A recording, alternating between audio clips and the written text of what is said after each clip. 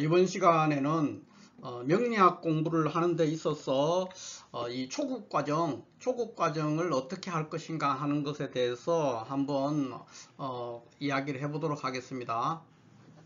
지난 시간에 명리학 공부 전반적으로 초급 과정과 고급 과정을 나누어서 이야기를 조금 했죠. 그런데 오늘은 이 초급 과정에 집중해서 초급 과정의 내용과 그 다음에 초급 과정을 공부한다면 어느 수준까지 공부를 해야 될 것인가 하는 것에 대해서 전반적인 이야기를 한번 나눠보도록 하겠습니다. 먼저 명리학 공부를 하는 데 있어서 초급 과정이라고 하면 초급 과정의 내용이 뭐냐 하면 대체로 한 이런 정도의 내용이 초급 과정의 내용이다 이렇게 볼 수가 있죠. 그래서 음양오행의 개념과 생극관계라든가 천간지지를 읽고 쓰는 수준, 또 지장간과 절기를 암기하는 수준, 만세력으로 직접 손으로 사주를 세워보는 거, 그 다음에 12운성이나 주요 신사를 좀 알아보는 거, 그 다음에 천간학과 지지학과 형충파해를 암기하는 거, 그 다음에 십신과 격의 개념을 아는 것, 요 정도 수준이 명리학의 초급 과정의 내용이다 이렇게 볼 수가 있습니다. 그런데 그러면은 이런 것이 이제 초급 과정의 내용이라면 실질적으로 초급 과정의 내용은 이런데 수준은 어디까지 어느 정도 깊이까지를 해야만이 초급 과정이 마스터되고 그 후에 고급 과정이나 실전풀이 과정으로 갈 수 있느냐 하는 거예요. 그렇다면 이제 그 구조를 이제 본다면 먼저 음양오행의 개념과 생극관계를 안다는 게 어디까지 알아야 되느냐는 거죠. 이게 이제 관건인데, 음양오행을 매우 깊이 이해한다는 것은 고급 과정에서도 불가능할 수가 있어요. 그러니까 결국은 고급 과정이라고 해서 또는 실전풀이를 한다고 해서 특별한 것이 있는 것이 아니라 사실은 알고 보면 다 음양오행의 생극관계 이거를 논하는 거거든요. 명리학이라는 것은. 그렇기 때문에 음양오행의 깊이를 어느 정도까지 하느냐가 매우 중요합니다. 그래서 초급 과정에 있으면서 고급 과정에서도 하기 어려운 수준으로까지 깊이 음양오행을 이해하기 시작한다 그러면은 뭐 평생 음양오행 공부를 해도 끝이 안 날 수 있는 그런 상황이라서 명리학을 공부할 수 없는 상황에 빠질 수가 있어요. 그래서 이걸 어디까지 할 거냐는 거죠. 음양오행의 개념과 생극관계라 근데 이걸 어느 수준까지를 하면 초급 과정에서의 이 정도면 됐다 하는 걸 할 거냐 했을 때 먼저 개념입니다. 그러니까 초급 과정에 주로 익히는 것은 개념과 기본적으로 외워야 될 것들을 외우는 거, 그 수준에서 끝나야 됩니다. 초급 과정을 너무 깊이 들어가게 되면은 결국은 명리학을 공부할 수가 없는 상황에 빠집니다. 이게 끝이 없거든요. 그래서 초급 과정에는 일단 주로 개념과 암기 위주다 하는 것을 이제 명심을 하시고, 음양오행의 개념이라고 하면 뭐냐면 음양이라는 게 뭡니까?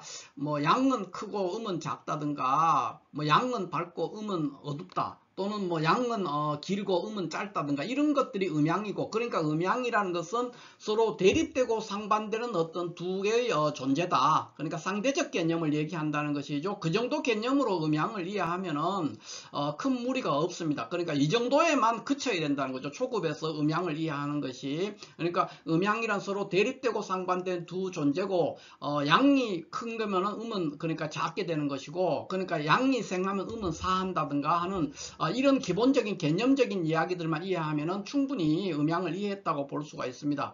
그 다음에 오행은 뭐냐고 하면은 목이 화를 생하고 화가 토를 생하고 토가 금을 생하고 금이 수를 생한다든가 이런 생하는 관계, 또 목이 토를 극하고 화가 금을 극하고 토가 수를 극하는 이런 극하는 관계, 이런 개념만 알게 되면은 초급 과정에서 음양오행에 대해서 뭐 충분히 이해했다 이렇게 볼 수 있죠. 조금 전에 제가 말씀드렸지만 음양오행의 깊이를 어디까지 이해하느냐, 이거를 너무 음양오행에 마스터하겠다 이렇게 자세를 잡고 들어가게 되면은 10년이 돼도 명리를 공부할 수가 없어요. 본질적인 명리를 볼 수가 없는 그 단계가 진입을 못하는 상황에 벌어집니다. 왜냐하면은 고급 과정도 음양오행의 어떤 생극관계에 대한 심화 과정이다 이렇게 볼 수가 있기 때문에 그렇습니다.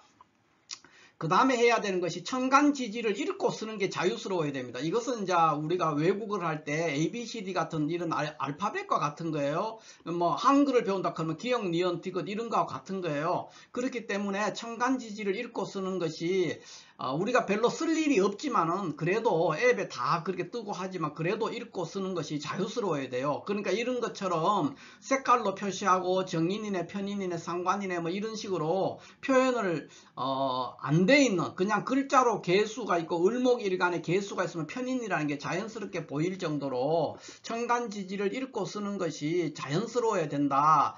이 부분을 제가 말씀드리고, 물론 앱에 다 있습니다. 있지만 그래도 이 정도는 해야만이 초급 과정을 마스터하는 것이다, 이렇게 볼 수 있어요. 그래서 꼭 천간과 지지를 충분히 읽고 쓰는 훈련을 해야 됩니다. 그래서 위에 있는 거 이거는 이제 천간이죠. 그 다음 밑에 있는 거는 지지다. 이런 개념을 알고 가면은 이 부분은 이제 끝났다. 그 다음에 지장간과 절기를 남겨야 되는데 이거는 이제 굉장히 중요한 부분입니다. 그래서 지장간이라는 것은 우리가 뭐 수학으로 얘기하면 구구단 같은 거예요. 그래서 구구단을 못 외우고는 미적분도 할 수가 없고 인수분해도 할 수가 없고 뭐 어떤 함수도 다 풀 수가 없는 거예요. 그러니까 사치견산부터가 안 되죠. 이게 힘든단 말이에요. 그러니까 이 지장간을 반드시 외워야 됩니다. 그래서 지장간 외우는 게 굉장히 쉽지 않은데 이게 어떤 처음에 보면 논리가 보이지 않기 때문에 외우기가 굉장히 어려워요. 그래서 시간도 많이 걸리는데 지장간을 꼭 외워야 된다.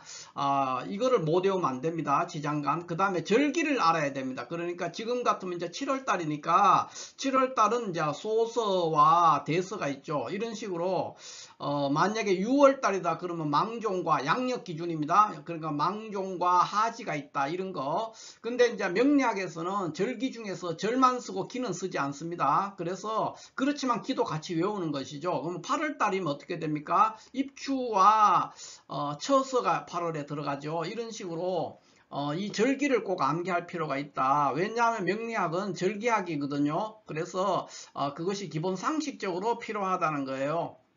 가끔씩 가다가 명리가 음력으로 하는 줄 아는데 음력하고 전혀 관계없고 명리는 절기학이기 때문에 양력이다, 이렇게 이해하면 되겠습니다. 그 다음에는 이 만세력으로 사주를 세워보는 거예요. 손으로 한번 만세력 책을 사다가 보고 사주를 직접 한 손으로 세워보는, 이걸 한 서너 번 해봐야 돼요. 그러니까 뭐 수십 번 해라는 것이 아니라 주변에 본인 사주부터 시작해가지고 뭐 가족들 사주나 친구 사주를 가지고 한 3번에서 4번 정도 연습을 한번 손으로 세워보는 연습을 하면은 거기서 대운이 어떻게 설정이 되고 어떻게 바뀌고 대운이 언제 바뀐다든가 그런 것들을 자세히 이해할 수가 있는 그런 계기가 되기 때문에 만세력을 보면서 손으로 사주 세워보는 훈련은 꼭 필요하다, 이렇게 볼 수가 있습니다.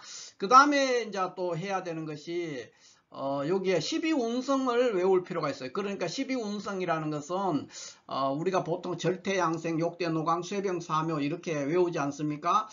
그거를 그러니까 아까 이제 지장간처럼 쉽게 아주 익숙해지게 외울 수 있어야 돼요. 그래서 뭐 이런 사주가 있다 그러면 12운성으로 같으면 축토를 볼 때 일간을 기준으로 한다고 가정했을 때 축토는 뭡니까? 쇠지 이렇게 딱 나와야 돼. 진토, 관대, 해수, 뭐 사지, 그 다음에 사화, 욕지 이런 게 나와야 돼요. 보면서 그냥 머뭇머뭇하는 것이 아니라 보는 즉시 이런 게 나와야 되고, 그 다음에 주요한 신사를 해야 되는데 신살은 명리가에 따라서 뭐 170개라는 사람도 있고 330개라는 사람도 있고 뭐 다 들쭉날쭉해. 뭐 정확한 그만큼 신살은 너무나 많고 그 개수를 다 확정하기가 어렵다는 거예요. 그렇지만 뭐 170개라고 할지라도 이거를 다 쓸 수는 없어요, 신살은. 그렇지만 우리가 명리를 할 때 신살을 빼고는 얘기가 안 되거든요. 그래서 중요한 신살 한 10개 정도는 외워야 됩니다. 그러니까 뭐 천을귀인이라든가 역마살이라든가 뭐 도화살, 또 뭐 문창이라든가 뭐 괴강살이라든가 이런 거 있지 않습니까? 한 10개 정도 되는 신살 정도는, 간단한 신살들은 외워야 되고, 또 중요한 신살도 초급 과정에서 알아둘 필요가 있다, 이렇게 볼 수가 있습니다. 그 다음에 이제 또 우리가 그 암기를 꼭 해야 되는 게 이제 그 천간의 합과, 그러니까 합이죠, 합. 합에는 천간에도 합이 있고 지지에도 합이 있단 말이에요. 그래서 천간합과 지지합 이것들을 다 또 외워야 됩니다. 그래서 이제 초급 과정의 문제가 뭐냐 하면은 계속해서 뭔가를 외워야 되는 건데, 그렇지만 명리는 다른 학문들에 비해서 암기가 할 수 있는 암기 내용이 굉장히 작습니다. 이게 다입니다. 전 고급 과정에 가서 이제 새롭게 외우는 게 있는 것이 아니라 초급 때 이거 외우면은 이걸로 더 이상 외울 게 없어요. 그래서 좀 신경을 써서 외워놓으면 굉장히 유익하게 써먹는다. 이렇게 볼 수 있죠. 그래서 청간하면은 청간합이라고 하면 우리가 갑기합, 을경합, 병신합 이런 거 있지 않습니까? 그런 거 이 사주 같으면은 지금 보이는 사주 같으면 청간합이 뭐가 있습니까? 병신합이 있죠. 청간에 합되어 있는 것이 이렇게 병신합이 돼 있다. 이런 거를 이제 봐야 되는 거예요. 그 다음에 지지의 합을 봐야 돼요. 그 지지의 합은 어떻게 볼 거냐?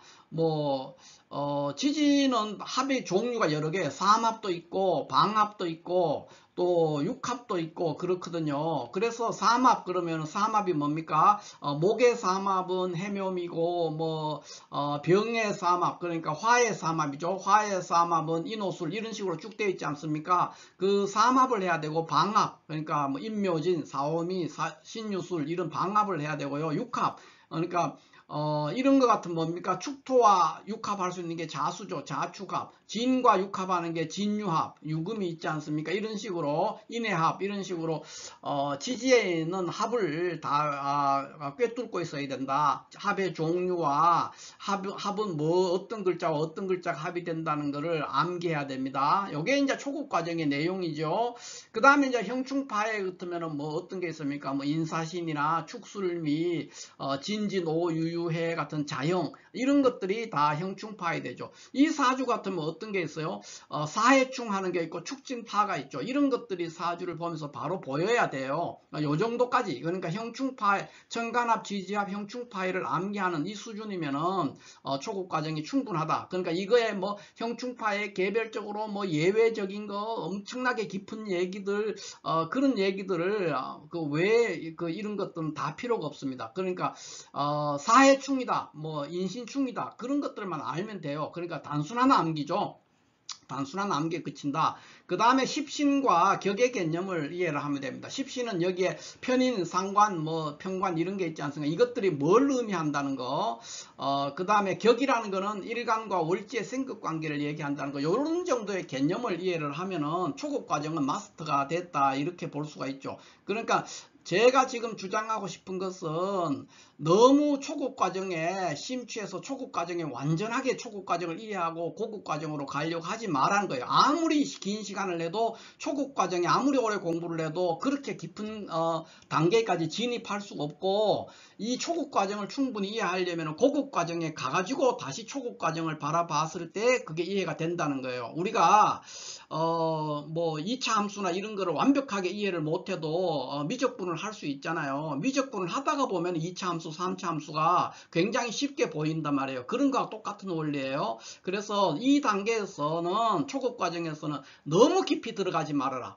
너무 완전하게 되려고 하지 말아라 하는 게 제 주장입니다. 그래서 초급 과정에서 가장 기본적인 개념을 익히고 그 다음에 암기해야 되는 기본적인 암기들 이런 것들만 암기를 하면은 지금 개념이 있고 암기하는 건 크게 보면 요 세 개예요. 세 개. 요 세 개만 암기를 하면 끝이니까 요 정도를 하면은 사람에 따라서 다르지만은 한 6개월 정도 걸리는 사람도 있고 두세 달 걸리는 사람도 있고 그렇습니다. 선생과 함께 하면 좀 더 시간이 단축될 것이고 혼자서 하면은 1년 걸릴 수도 있고 6개월만 하는 사람도 있고 다양하게 될 수가 있겠죠.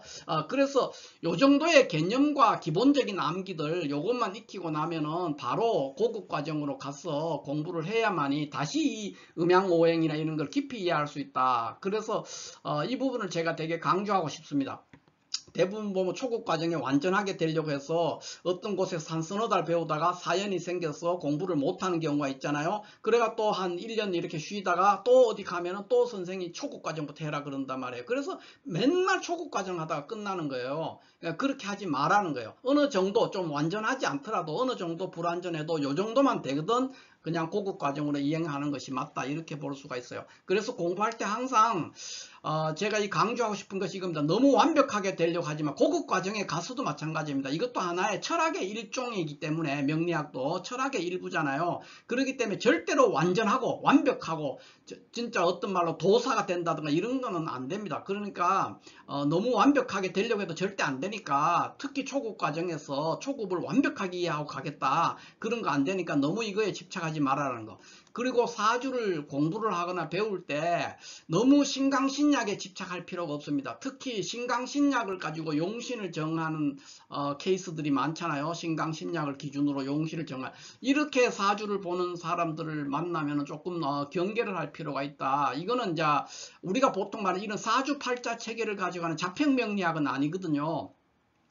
그런 거는 어떤 근거가 굉장히 미약한 명리학인데, 자평명리학에서는 신강신약으로 용신을 정하지 않습니다. 그런데 신강신약을 기준으로 용신을 정하게 되면은 그것은 또 자평명리학이 아니죠. 근데 현대 명리학은 다 사주팔자 체계를 가지고 하는데, 이 사주팔자 체계를 가지고 용신을 신강신약을 기준으로 정해버리면은 자평명리학의 기본 사상에서 어긋나는 거예요. 그래서 이 사주를, 어떤 사주를 할 때 이 사주는 누가 봐도 굉장히 신약하다든가 너무 신강하다든가 그런 정도의 구분만 할 수 있고, 이게 신강한지 신약한지 모르는 건 구분하지 않아도 아무 상관이 없어요. 왜냐하면 그거를 보는데, 그것이 신강신약을 판단하는 것이 사주의 그 기륭성패를 보는 것 같고 관계가 없어요. 그러니까 신강신약을 가지고 용신을 정하는 입장에는 억부법으로 사주를 보는 사람들은 신강신약을 판단하는 게 매우 중요하겠지만, 정통 자평진전의 자평명리학은 그런 게 아니거든요. 억부법으로 사주의 용신을 정하라는 말이 한마디도 없어요. 그렇기 때문에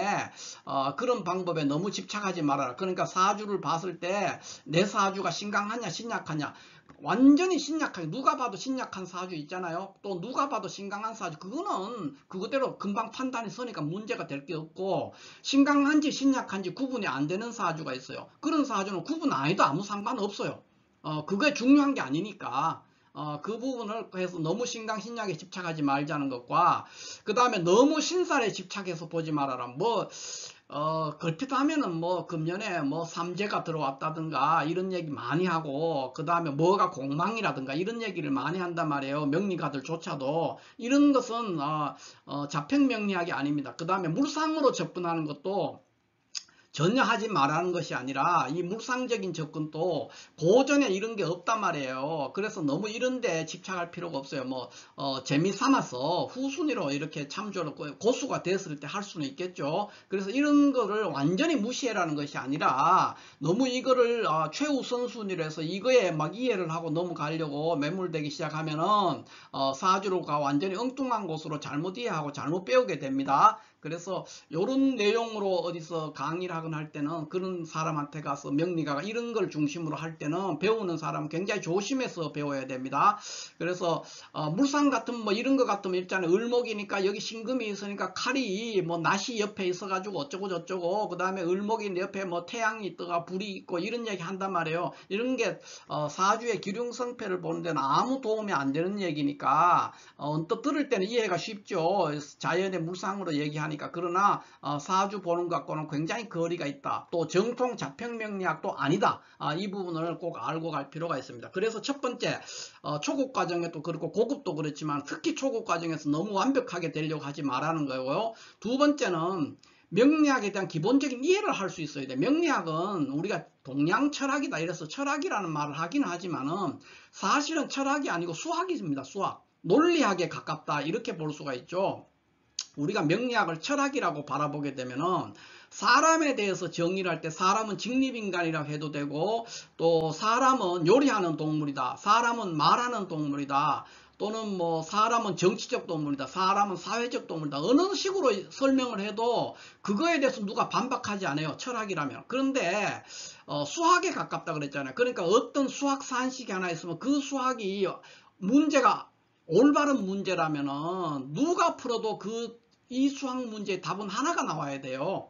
문제 자체에 오류가 있지 않다면은 어떤 사람이 풀어도 그 수학 문제에는 답이 하나만 나와야 되거든요. 그렇기 때문에 명리학도 그런 거예요. 철학처럼 이 사람이 말하면 이렇게 되고 저 사람이 말하면 저렇게 되는 것이 아니라, 이것이 소나무면은 누가 와서 봐도 소나무가 돼야 되고, 저것이 참나무면은 누가 와서 봐도 참나무로 정의가 내려져야 되는 거예요. 그만큼 논리학에 가깝고 수학에 가까운 것이 명리학이다 이렇게 보면 돼요. 그래서 어떤 사람이 얘기할 때, 그 얘기가 항상 고전에 근거가 있어야 돼. 어떤 사람이 어떤 주장을 하잖아요. 뭐, 예를 들어 이런 거 있으면은, 여기에 신금이 시간에 있잖아요. 그러면 시상일이 평관격이다. 이렇게 얘기를 할 수가 있겠죠. 그럴 때 그런 얘기가 고전에 있느냐는 거예요. 고전에 있으면은, 괜찮은 거예요. 근데 그런 게 근거가 없이 그 사람이 여러 개를 사주를 봐본 경험으로 이렇더라 저렇더라 하는 얘기는 거의 참조할 게 없습니다. 그래서 그런 어떤 주장, 명리가의 어떤 주장을 하거나 또 본인이 어떤 결론을 낼 때 항상 고전에서 근거를 찾아서 하는 것이 매우 중요하다. 이렇게 볼 수가 있겠습니다. 그 다음에 이 명리학의 특징은 여기 경험 철학이 아니라 사변 철학이라고 제가 정리를 했어요. 이게 무슨 말이냐면은 명리하시는 명리가들 중에도 이런 사람 있잖아요. 내가 임상을 뭐 수천 명을 했다 또는 30만 명을 언제 보니까 이런 게 있어요. 30만 명의 사람을 운명을 감정한 그 경험을 바탕으로 어떻게 한대. 그런 학문이 아닙니다. 그러니까 경험에 의해서 나오는 결론이 아니에요. 이 명리학은 사변 철학이라는 거예요. 그러니까 사변 철학이라는 건 뭐냐 하면은 어떤 경험에 의해서가 아니라 우리가 사물을 인식하거나 사실을 판단할 때 논리적이거나 또는 이성적인 사고로 이걸 판단하는 거예요. 그게 사변 철학이거든요. 스페큘러티브 하다고 그러죠. 스페큘러티브 이런 어떤 그 사변 철학이라는 거예요. 사변적인 학문이지 경험 철학, 임상을 한다는 게 뭐 어떤 사람이 30만 명을 임상했다는데 30만 명은 20살 때부터 80살까지 하루도 안 쉬고 해도 30만 명을 감명할 수가 없고 그렇게 많은 사람의 자료를 얻을 수도 없어요. 그 말도 안 되는 개소리고 수천 명도 하기 어렵죠. 사실 임상을 어떤 동일한 구조의 사주를 수천 명도 안 돼요. 비슷한 구조의 사주를 우리가 10명을 만나기도 어려워요. 그만큼 어렵단 말이에요. 그런 걸 만나기도 어렵고 그렇기 때문에 임상을 해보니까 이렇더라 저렇더라 명리가들이 그런 말을 많이 하잖아요. 실전에서 임상해보니까 이렇더라 저렇더라 말하는데 그런 것들은 명리학이 이 경험 철학이 아니고 사변 철학이기 때문에 전혀 맞지 않는 내용이다. 이렇게 볼 수가 있죠. 그래서 다시 한번 정리하자면은 사변 철학이라는 것은 경험에 의해서가 아니라 논리적 사고와 이성적 사고로 사실이나 또는 사물을 확인하고 분별하고 판단하는 거예요. 그게 사변 철학인데 명리학이 바로 이 사변 철학입니다. 그래서 경험에 의존해서 자꾸 이러쿵저러쿵 얘기하는 것은 굉장히 위험한 얘기다. 이렇게 볼 수가 있겠습니다. 자, 이렇게 해서 오늘은 명리학 공부를 하는 데서 초급 과정에 있는 분들 초급 과정에 있는데 어디까지가 초급이고 얼마만큼 해야 내가 초급 마스터 고급으로 갈 수 있느냐 했을 때 대체적으로 여기 왼쪽에 있는 요 정도 수준을 하는데 주로 너무 그러니까 주로 해야 되는 게 개념을 익히고 그 다음에 암기해야 될 기본적인 내용들이 있어요. 여기 있는 암기 요런 것들만 하면은 충분히 고급 과정에 가서 공부를 할 수가 있다. 이렇게 볼 수가 있죠. 여기서 조금 부족해도 돼요. 그러니까 시중에 어떤 책을 사든지 상관없고요. 내가 보기에 편한 책을 사가지고 요런 부분이 설명되어 있는 책을 샀어. 한 두세 번 읽으면 돼요. 두세 번 읽고 그걸 다 그냥 달달달 하지 못해도 상관없어요. 그냥 그 상태에서 그냥 바로 고급 과정으로 가면서 시간을 가지고 계속해서 초급 과정을 또 외우면 되거든요. 암기할 건 좀 암기가 덜 돼도 그렇습니다. 덜 돼도 상관없거든요. 좀 덜 돼도 그런 얘기 들어봐서 정도만 돼도 고급 과정에 있으면서 계속해서 초급 과정에 이런 암기해야 될 걸 암기를 하면 돼요. 그렇기 때문에 너무 이걸 완벽하게 하려고 하지 마라. 완벽하게 되려고 하지 말자. 요게 골자입니다. 오늘 내용에 완벽하게 되려고 하지 말고 명리학이 수학에 가깝다는 거 요거를 명심을 하고 공부를 하면은 누구나 다 상당한 수준에서 뭐 본인은 물론이고 주변 사람들 사주를 아주 편하게 정확하게 봐줄 수 있다. 이렇게 볼 수가 있겠습니다. 자, 이렇게 해서 오늘은 명리학 공부를 하는 데서 초급 과정의 내용과 또 초급 과정의 공부 깊이와 수준을 어느 정도까지 할 거냐 하는 것에 대해서 한번 말씀을 한번 드려봤습니다. 자, 이렇게 해서 오늘 명리학 공부 초급은 어느 수준까지 해야 되나 하는 부분에 대해서 마치도록 하겠습니다. 감사합니다.